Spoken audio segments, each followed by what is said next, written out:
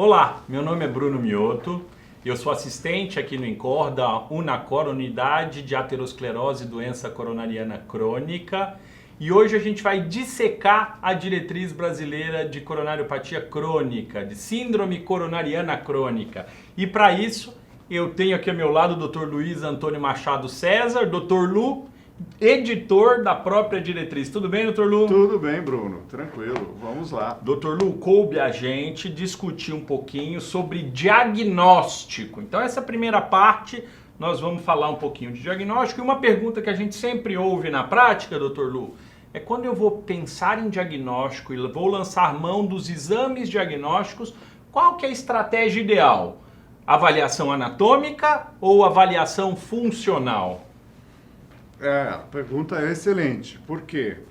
Porque existe quem ache que a avaliação anatômica é a fundamental, e quando se diz anatômica, estamos falando de pelo menos angiotomografia de coronária, e tem quem prefira o teste de isquemia, que ainda é muito utilizado. Eu diria o seguinte: tudo começa com entender diante de quem você está, o que o indivíduo tem. Como ele se apresenta para você, se ele vem sem sintoma nenhum ou se ele vem com algum tipo de sintoma. Por que isso? Hoje, como o nome diz, síndrome coronária crônica abrange desde o indivíduo que ainda não tem sintoma, mas eu consegui ver que ele tem aterosclerose de alguma forma, ou ele tem isquemia e você chega à aterosclerose. E tem um indivíduo que está dentro da síndrome, que é o que teve um evento agudo coronário, um infarto, com ou sem supra. Ele continua na síndrome porque ele vai continuar evoluindo depois desse evento. Então, depende de quem você está atendendo. Por isto é que existem as probabilidades pré-teste. Por quê? Se você resolver fazer, e o exemplo é claro, acho que todo médico, não só o cardiologista, vai entender, teste ergométrico em populações de 20 a 30 anos, você vai ter que talvez fazer uns 5.000 para detectar um com uma alteração que vai gerar uma investigação. Se você fizer o mesmo teste, ou eventualmente com imagem, no indivíduo de 60 anos, diabético hipertenso, com LDL de 150, é outra tribo, vamos dizer assim. Esse indivíduo está muito mais perto ele já tem um alto risco de já ter doença, ou você já ter que tratá-lo de uma forma totalmente diferente do que o indivíduo de 20 a 30 anos. Por isso existem maneiras de eu avaliar pré-teste um indivíduo por idade, por sexo, por fatores de risco, que é o que a gente usa normalmente. Existem várias maneiras de eu avaliar isso. Eu posso usar a maneira tradicional do score de Framingham, que está nas diretrizes habituais, nossas, inclusive, de dislipidemia, de fatores de risco. Nós podemos utilizar, por exemplo, o Prevent, que hoje em dia tem sido mais sofisticado, porque inclui outros dados, além dos tradicionais, como clearance de creatinina, para quem tem doença renal, que inclui a hemoglobina glicada, para quem é diabético, e isso te dá um risco previsto para 10 anos. E tem mais uma limitação, você considera isso geralmente a partir dos 50 anos e não a partir dos 20 anos, porque são as populações que foram estudadas. A partir daí, você estabelece uma estratégia.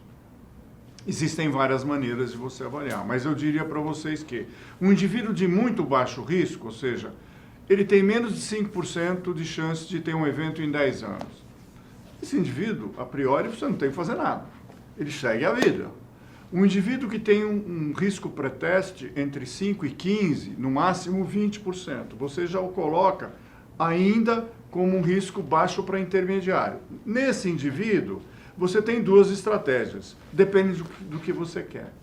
Vou dar um exemplo. O indivíduo chega, tem 38 anos, tem um LDL colesterol de 200. É alto? É alto.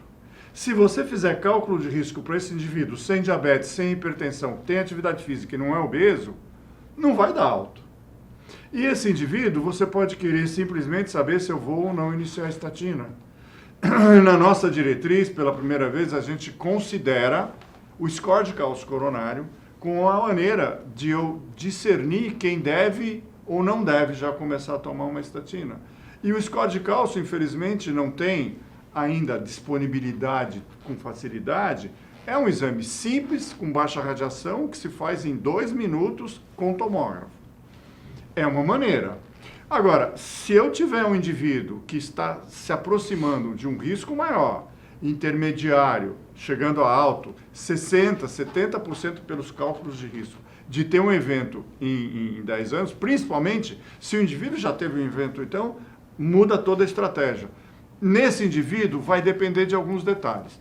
Se ele tem uma história nítida e você se convence que aquilo é uma angina típica, o indivíduo tem para mais de 60 anos, tem outros fatores de riscos que o colocam no alto risco, talvez eu prefira, não existe uma regra, uma avaliação anatômica e, eventualmente, se for de muito alto risco, inclusive, a gente tem sugerido pela diretriz que seja com cinecoronografia.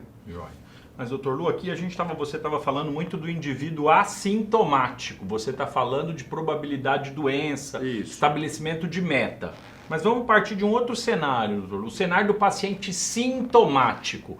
Então, o paciente chega com dor no peito, ou uma angina de esforço, ou uma dispneia de esforço, e você coloca entre as possibilidades a doença coronária. E nesse paciente sintomático, falar um pouquinho de probabilidade pré-teste, então Diamond Forrester, Sim. falar das propostas das diretrizes europeias, como a gente pode utilizar isso, como você faz na prática, e a partir dessa probabilidade pré-teste, né, qual é o exame que você escolhe? Mais uma vez, anatômico ou funcional? Então, nós fizemos aproximadamente como são as diretrizes europeias, um pouco americana, com uma pequena variação, como que eu avalio esse tipo de paciente.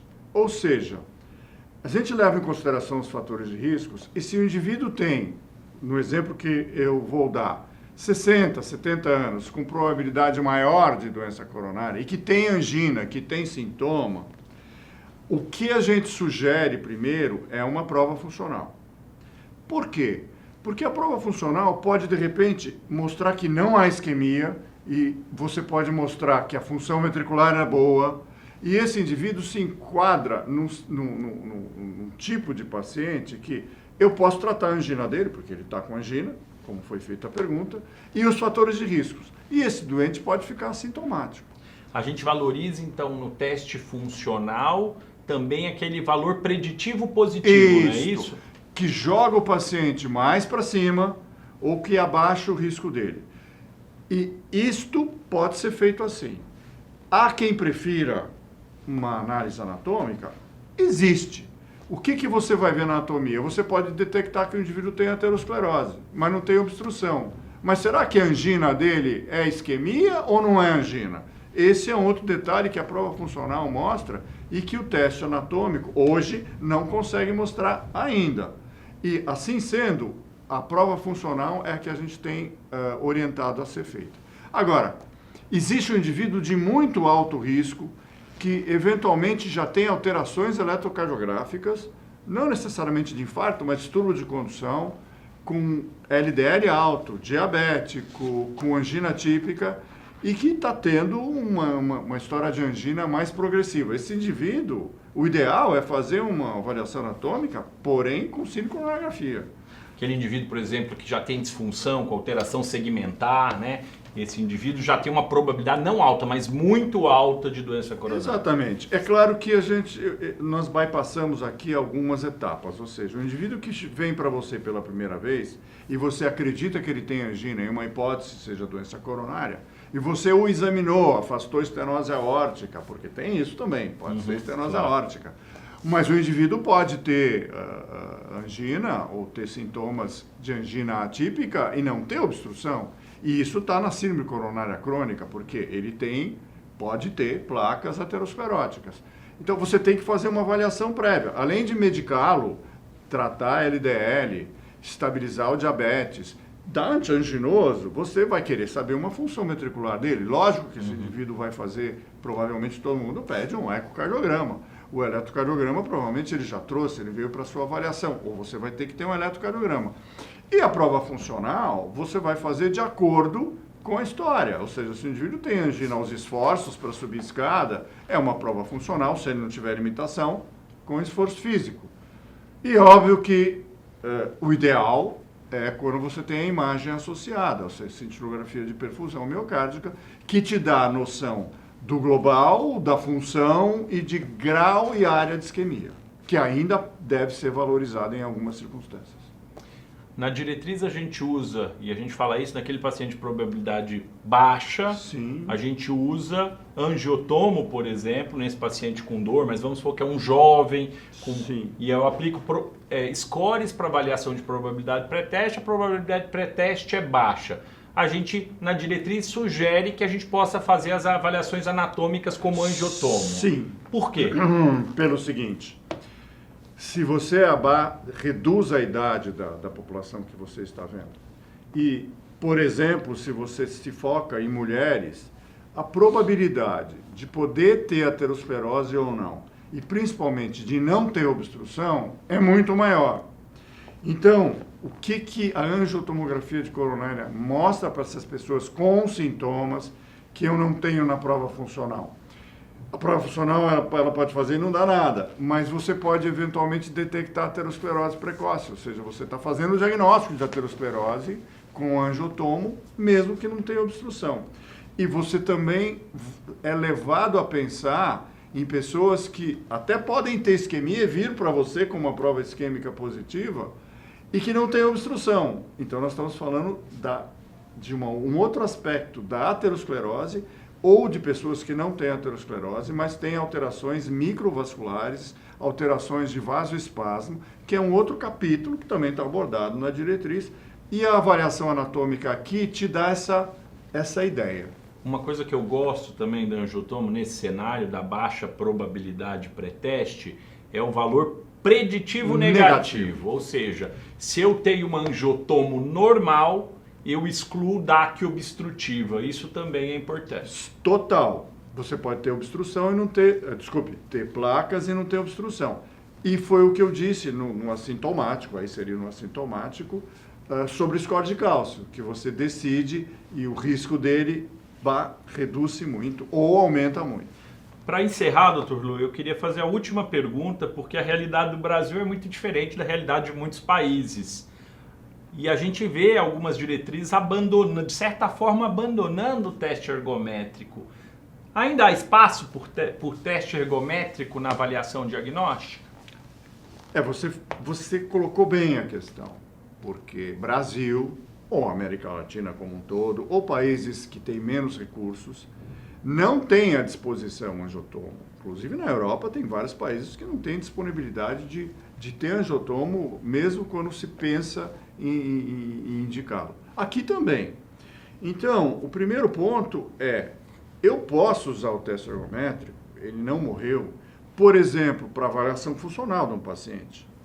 E, eventualmente, ele pode me dar informações valiosas durante o esforço, especialmente se você quer avaliar, por exemplo, o indivíduo numa faixa etária maior, com diabetes, e você não tem outro método.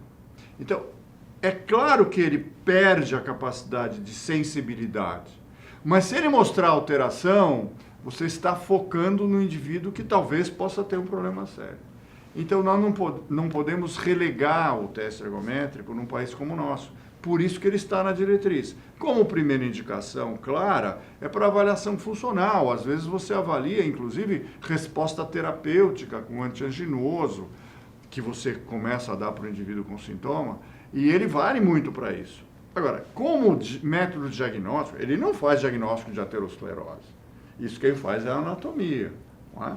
Ele faz um diagnóstico funcional sabendo que existe uma limitação importante na sensibilidade dele. Mas se ele tem uma alteração, você sabe que vai ter que, de alguma forma, prosseguir na investigação. Ele pode ajudar, inclusive, então, nesse refinamento de probabilidade pré-teste, não é isso? Mudar a probabilidade do indivíduo. Ou seja, um teste negativo, no caso do teste ergométrico, não reduz muito o risco de ter. Mas, se o teste for positivo, ele já passa para um nível de aumento de risco cardiovascular e que indica que você tem que prosseguir a investigação.